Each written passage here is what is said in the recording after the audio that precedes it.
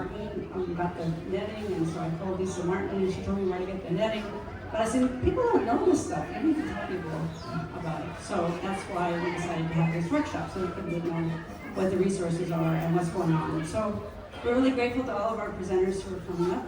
So we're going to start with the sort of background, cultural uses, and the importance of coconut to the Hawaiian culture and to our island. So I'm going to have Benton Pang, Kealiʻi Pang, who has a PhD in botany, is ethnobotanist, and he also has a job with the U.S. Fish and Wildlife Service Pacific Islands Fish and Wildlife Office since 1999, and he knows a lot about coconuts and how they've been used. So please come on up, Kealiʻi.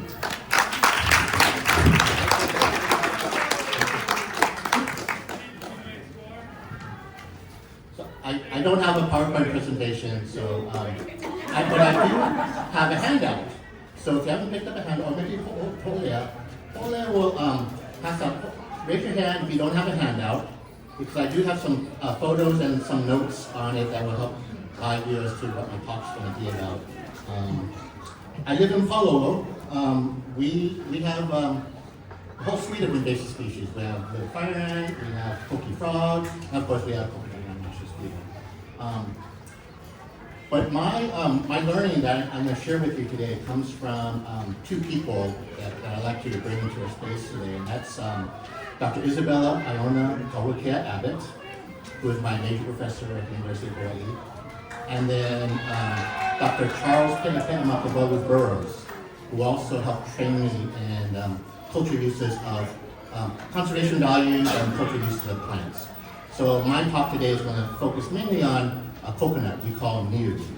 The scientific name is Cocos nucifera.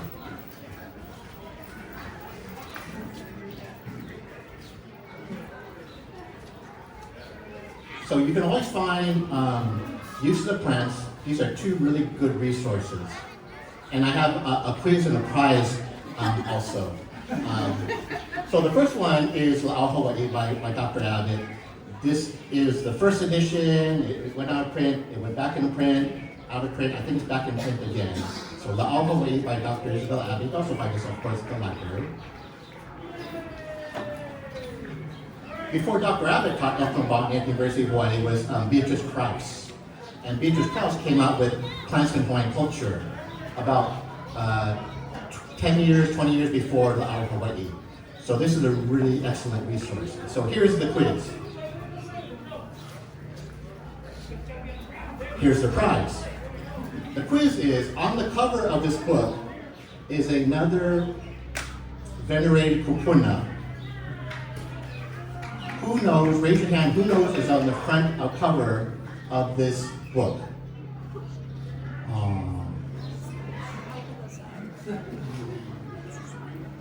Does anybody know? Front cover of this book, black and white, is kupuna pounding hollow.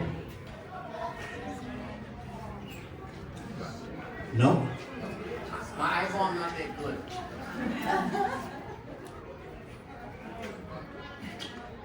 Uncle Harry? Uncle Harry, yes. Uncle Harry Mitchell from Maui was a famous cow farmer.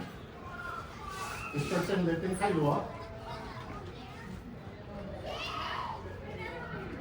Famous in Hawaii in sports also.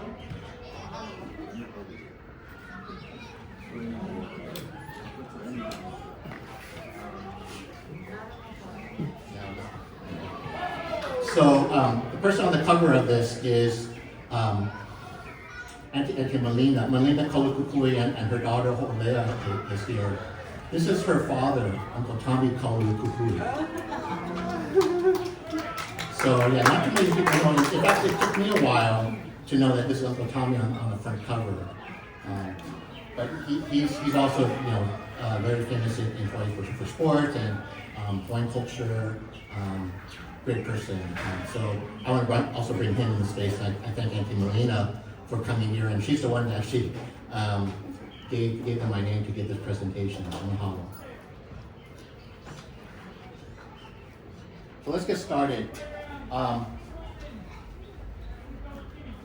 We think the coconut was brought here. It's one of the early canoe plants. it probably didn't come by water, although it's possible. And the reason why it probably didn't come by water is because the North Pacific and the South Pacific had different currents. One goes clockwise, the other goes counterclockwise. And Tahiti, where coconut probably came from, is south of the equator. So the coconut floating on the water would have to cross the equator, which has one large current going counterclockwise and one large current going clockwise. And so it's almost impossible, but still probable that coconut could have floated here. But for right now, we think that coconut was brought here by the Hawaiians.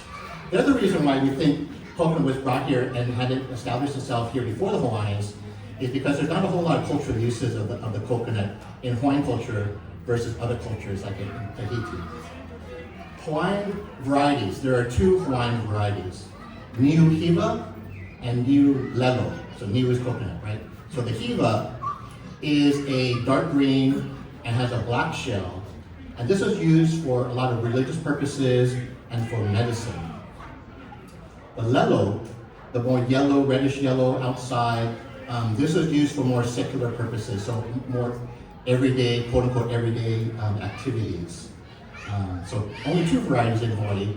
In Tahiti, they have many varieties of coconut.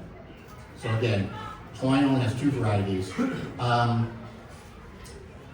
As far as religious affiliation, there are four major gods, right? Ku, Kane, Lono, Kanaloa. Most people know Kalo and Kane are related to one another. Well, coconut is related to the god Ku, god of war. So because of that, there's also a lot of prohibitions for example, women from touching parts of the coconut or processing coconut sennet. That was usually the men's job because of this religious affiliation with the god Ku.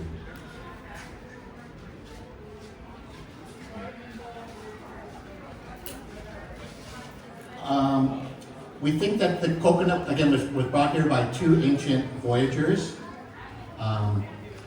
Apuakane and Poka'i. So Poka'i was an early voyager, brought coconut, and of course, the famous coconut grove that he established is in Waianae, the area known as Poka'i Bay. Coconuts were planted by digging a hole and putting the he'e, or octopus, at the bottom of the hole.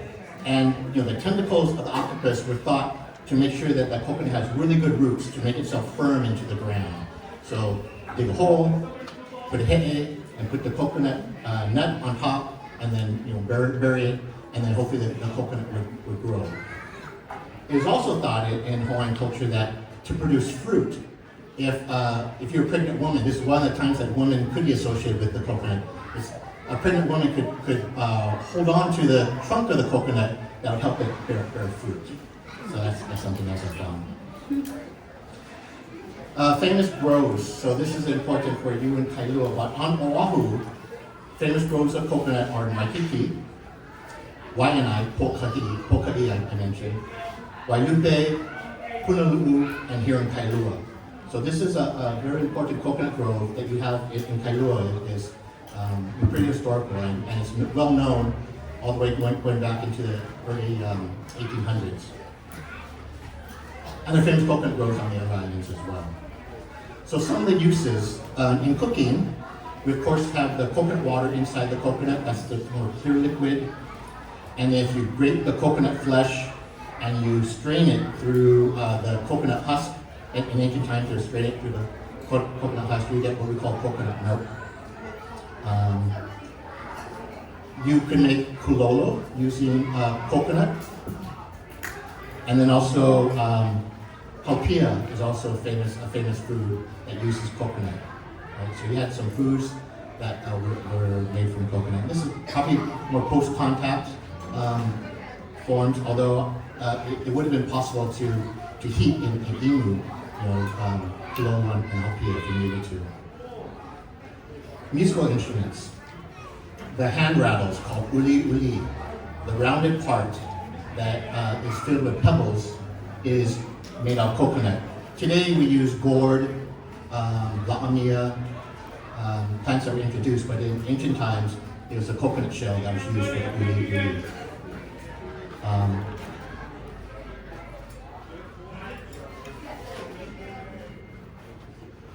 And this is where the handout comes in. If you don't know what some of these instruments look like, the pahu drum, the upper left, is made from the trunk of the coconut. So you would cut the coconut trunk, you would hollow out the middle, and then you would intricately carve the sides of the pahu. You would stretch a shark skin across the top, and you would tie that shark skin onto the wooden drum with coconut sennet called aha. So two parts of the coconut are used for the pahu drum. The sennet, the aha from the husk of the coconut, and then the trunk, the wooden trunk. I also have a picture here. The puniu, or knee drum, is also made from the coconut shell of the coconut.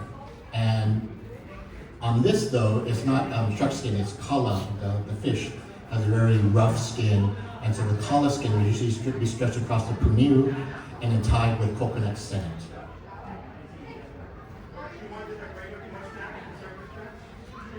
I mentioned coconut sennet in the upper right.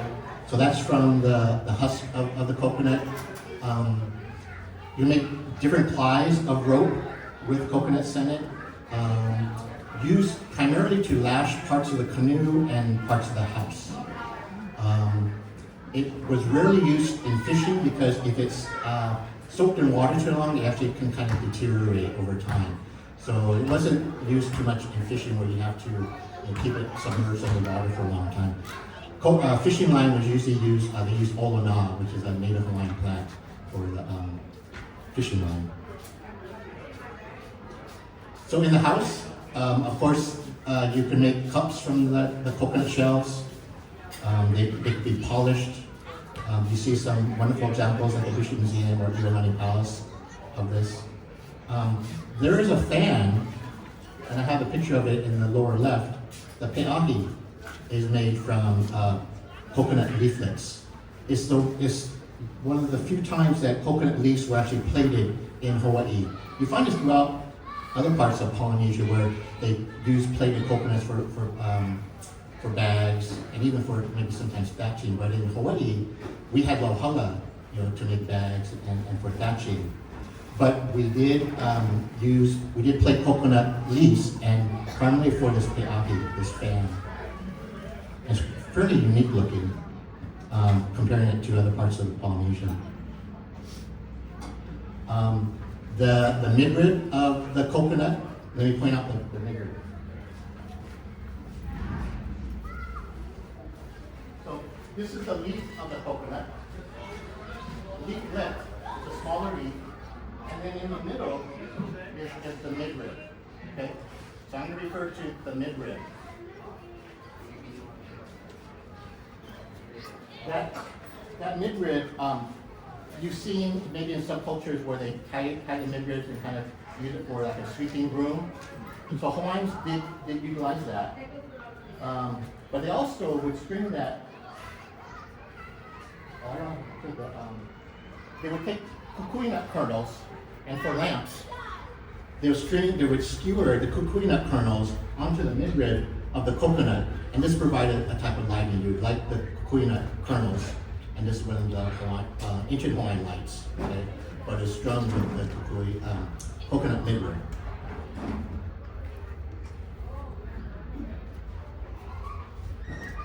So I also have, of course, the coconut shells, and then I have in the bottom right just some parts of a sprouting coconut and some of the Hawaiian terms used. So the leaf is referred to as a lau niu. Lau is leaf in Hawaiian, niu is coconut.